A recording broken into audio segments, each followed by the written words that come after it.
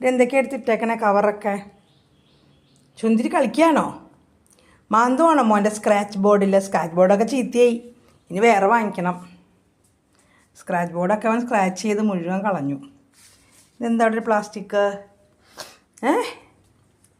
ഇതെന്താ കുമ്പക്കാച്ചൻ്റെ കുട്ടി? ഇതെന്താ ഇത്?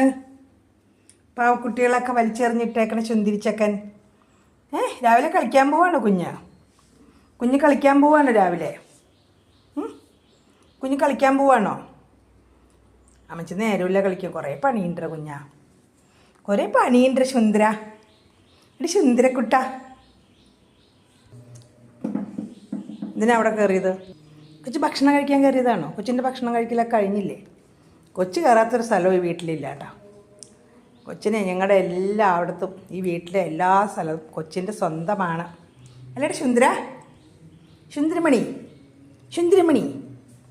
സുന്ദരമണിയാണ് സുന്ദരമണി. അച്ചോ, ഭംഗിയെ കാണാൻ സുന്ദരമണി കുട്ടിയെ. അപ്പോൾ എല്ലാവരും പറയും കണ്ണ് വയ്ക്കരുതെന്ന്. എൻ്റെ കുഞ്ഞിനെ ഞാൻ കണ്ണ് വയ്ക്കുമോ? കിടക്കാൻ പോവാ. ഈ കസേര അവൻ്റെയാണ്.